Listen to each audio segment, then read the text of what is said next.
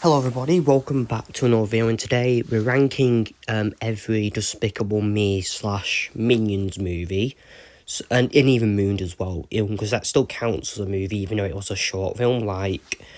Also, I will not include all the short films because if I do that, then this will be a long video. So before we begin, I'm just gonna say that I might spoil some of the movies a bit, so if you don't want to be spoiled, probably best you click off the video. So as always, if you're new, remember to subscribe, and we'll begin with the first Despicable Me. So I'll explain some things about it. It was really good. I liked Gru, but I mostly liked Vector and the Minions. Well, the Minions are funny, but Vector, he had some good moments, like when he shrunk Gru's ship, and when he shrunk the toilet, and when he was like, curse you tiny toilet. And had a good actor, Jason Segel, who has been in quite a lot of movies, and I mostly know him for playing Gary in the 2011 Muppet movie. So and Steve Carell as well, he was a great actor, because I know him for movies like Over the Hedge, which was actually in this year. So for first Despicable Me also, I did like Miss Hattie. I just thought she was, kind of strict. So I'm putting this straight in the S rank, one of the best movies, because the first movie is always the best. And it was even Illuminations and it was even Illuminations first movie as well, which was just nailed. And after that we got Hop with James Marsden, and then which we'll be moving on to our next movie, Despicable Me 2. So funny thing, I actually had to watch the movie this morning just to see what it was like, because I haven't watched it in ages. So I really liked it. The villain, El Macho, my gosh, he was just funny as. I loved him. And even the little chicken as well. The chicken had some funny moments, like when he was attacking Gru, just pecking his head. Oh my gosh, I can't get a lot of notifications. And also with the introduction to the AVL, so we were introduced to Lucy, Silas, Ramsbottom, and other characters as well. And like I said, we were even introduced to El Macho, aka Eduardo Perez, and even his son as well. I think it was Antonio Perez, I don't remember. I forget easily, so don't be shouting at me if I don't remember his son's name. And the Minions yet again, I loved them, but the purple Minions, I like them as well. I just thought they were just killers. They could eat through anything. They were just indestructible, and the plot was really good. El Macho planning to take over the entire world with purple Minions, was really interesting, and the AVL as well. But the ending, which I actually forgot to mention about Despicable Me 1, so I'll mention that the ending I loved because it was a little musical ending, a musical number at the end, where it was this, where it was I'm not gonna sing it because copyright, but it had all the characters dancing, Dr. Nefario, Gru, the girls, Vector on the moon, and Despicable Me 2 had a great musical number at the end, and it was literally YMCA, except it was sung by the Minions. And the Minions actor, Pierce Coffin, I love him. He does a great job at acting as the Minions, which is also our next movie. So this movie is another one going straight in the S rank. One of my favourites. And surprisingly, fact, the sequel of Despicable Me actually did really well. While Despicable Me. Yeah. Yeah, Dad, I'm just recording a video. Right. Now, next up we have Minions, one of the first prequels that came out. So this was really good. Mostly gave the Minions a lot more screen time. They were in the entire movie. And the villains got two villains in it, Charlotte and Herb Overkill, and the main characters, Kevin, Stuart, and Bob. They are really funny and I love them, and Bob. Like, Bob is just mostly my favourite. Bob is adorable. Like, come on, the ending with Gru, young Gru. So in this movie, just no context. Just none.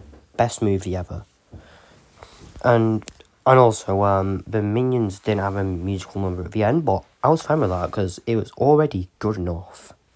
So next up we have Despicable Me 3, which, yeah, again, I really enjoyed because they casted Trey Parker, who has been known for creating South Park and doing most of the voices in the show. Like, he did the voice, like, the only voice I know he did was Randy Marsh, Stan's dad.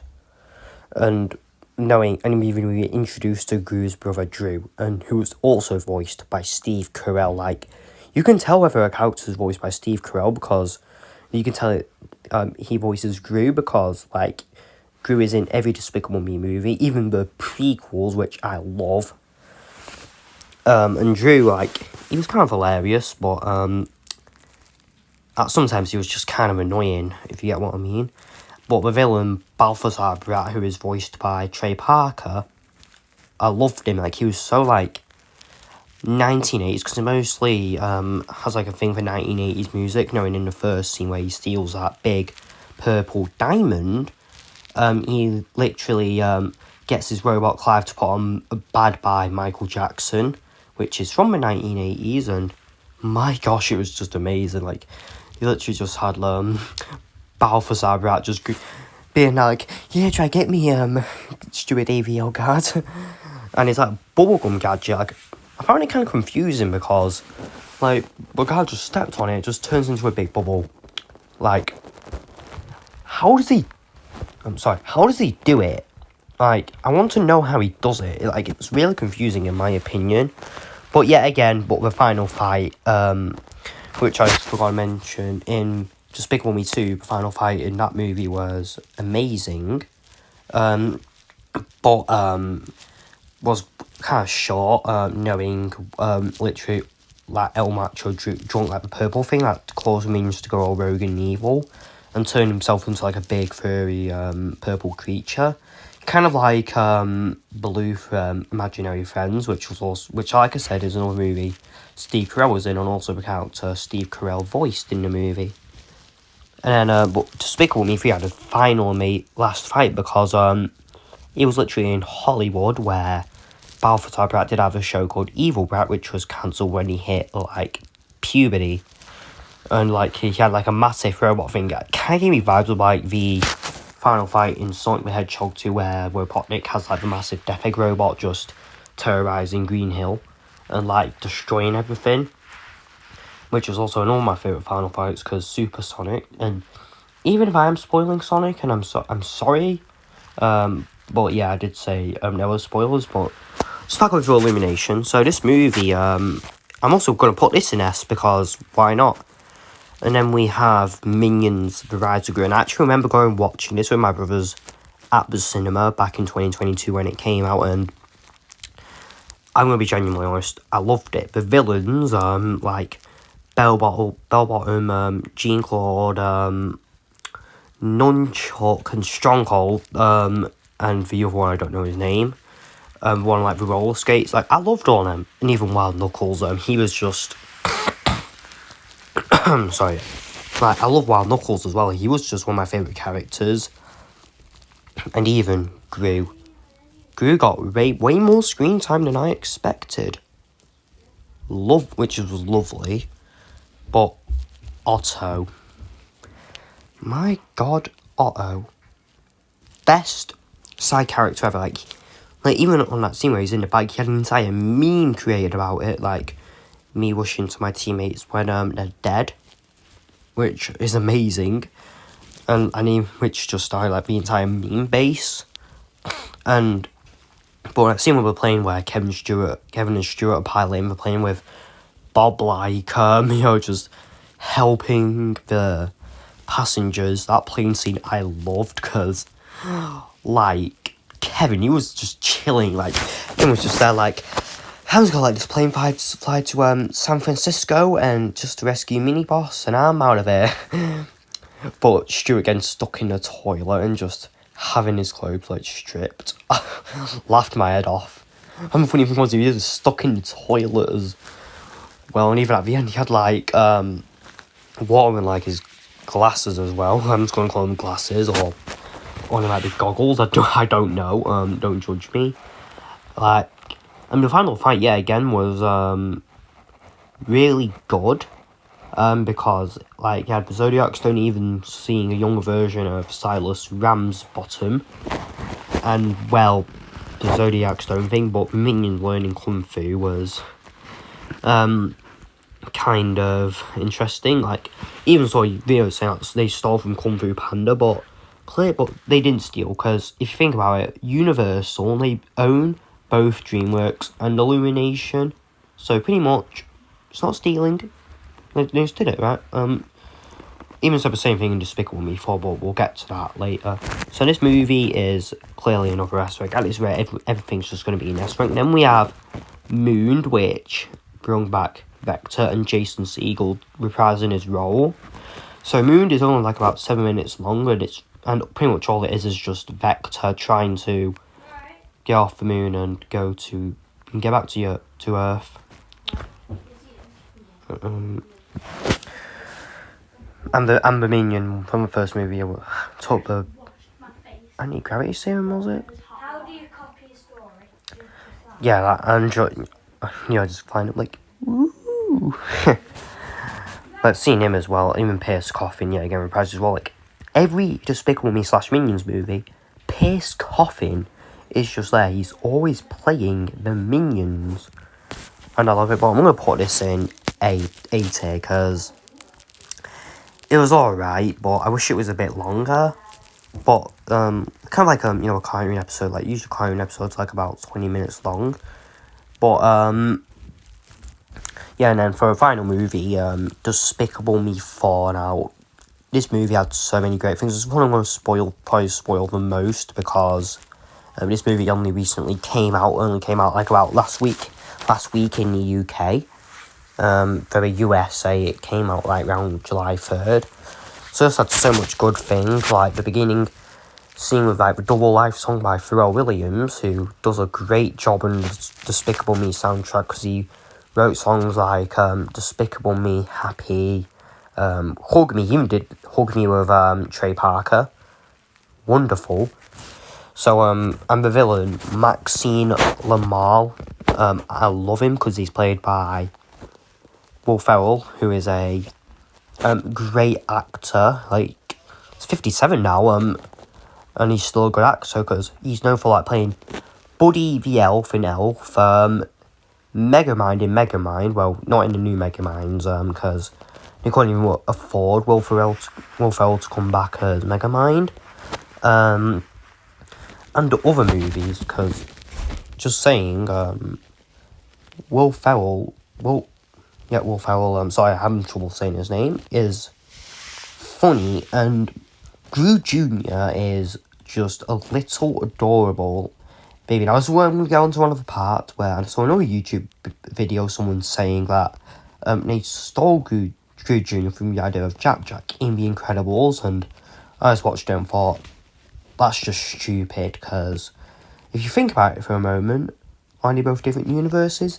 Yes, and they are not stealing, they're just making new characters, so clearly, the people who are saying they're stealing, they're not. Did it right. But back to what I was saying, Despicable Me 4, I remember also going to the cinemas with, like, my brother, my mum, and my grandma and granddad, and I loved it. It was by far it's my favourite animated movie of 2024. Like, yet again, the Minions, I got it, even was the one that introduced the Mega Minions.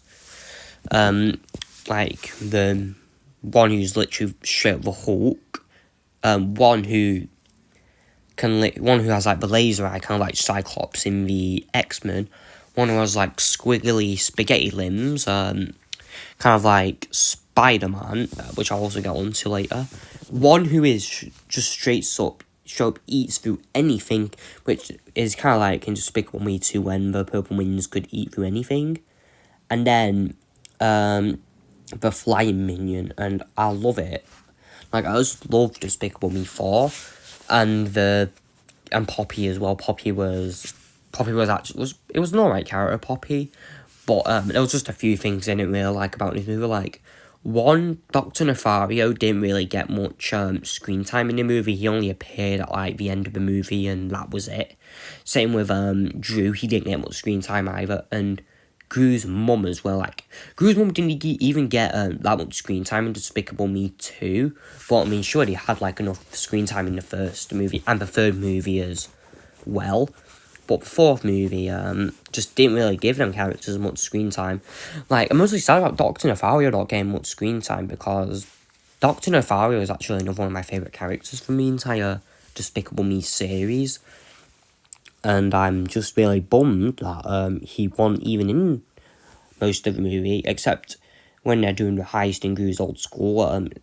There is actually a photo of Dr. Nefario and the headmistress of Gru's school on one of the shelves, and I like that. I even pointed that out. Like, I remember just seeing it, and I was like, oh, one of them photos had Dr. Nefario. But now getting on to, like, one part that I also didn't enjoy. It was kind of like the final fight of Gru versus Maxine Lamal. Like, sure, Valentina was, like, trying to take part in the fight, but the, bug thing, like, the cockroach thing that Maxine had, just fell through the ceiling. It's kind of funny, being honest. And then there was the actual fight, which I didn't like, because like, sure, Maxine did get like most of the high ground, and then Gru just getting Gru Jr. to come back to the good side, which is a reference to Star Wars Return of the Jedi, where Luke gets Darth Vader, his father, to betray Palpatine and just throw him down the reactor shaft, and that's where we get a lot of movie references, like the scene where, like, the stretchy minion, I don't even remember his name, I'm just going to call him Mega Minion 3, like, in order for when they all came out, like, pulling the train together, which is a reference to, one of the Tobey Maguire Spider-Man movies, where, Spider-Man's just, like, pulling the train together and his suit is just ripping. Like, I love that. But now going on to my favourite, now going back to the, I'll explain my favourite part later. Going to the, final fight scene, Maxine's defeat was actually kind of hilarious, where he just falls down some things, like, bangs his head, and then just falls, like, continues falling. Even, like, goes through an entire thing, and then just lands on the concrete road. And then, like, all the Mega Minions are just, like, coming back to defeat him. Like, you have the one with the laser, I think that one's Mel. Like, just uses one of Mel things to get just to melt the cheese and just get it all over Maxine. And he just gets, like, all ran over, then just gets bird poop all over him, and then being stung by bees, and then Mega Minion Jerry, I think if I'm getting that right, just straight up lands right on him and just takes a photo heart. Actually, just made me go like I probably posted it to, like, social media or something, being like, "Bello, I crushed Maxine Lamal." It was funny, really funny, and that remember scene where Gru Jr.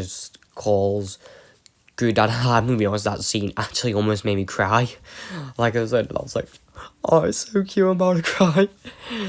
But then the final scene, which is the talent show in the AVL prison, it was straight my favourite scene and what got me to love the movie, because she sung Everybody Wants to Rule the World, which is one of my favourite songs, and even the old villains came back as well. Like, after you finish up the first verse of the song, you literally have, like, Gru and Maxine just being like, it's my own design, and then you just have, like, Vector, El Macho, and Balthazar Brat saying like, Jack, you just have Vector being like, oh yeah, and then just doing the floss, and then El Macho, he didn't even speak, he just laughed, and then you just have, like, Balthazar Brat being like, let's boogie, and then the part where like the Vicious 6 come out, well Vicious 5 because Wild Knuckles weren't in it, because around the time Despicable Me 4 would have took place, Wild Knuckles might have been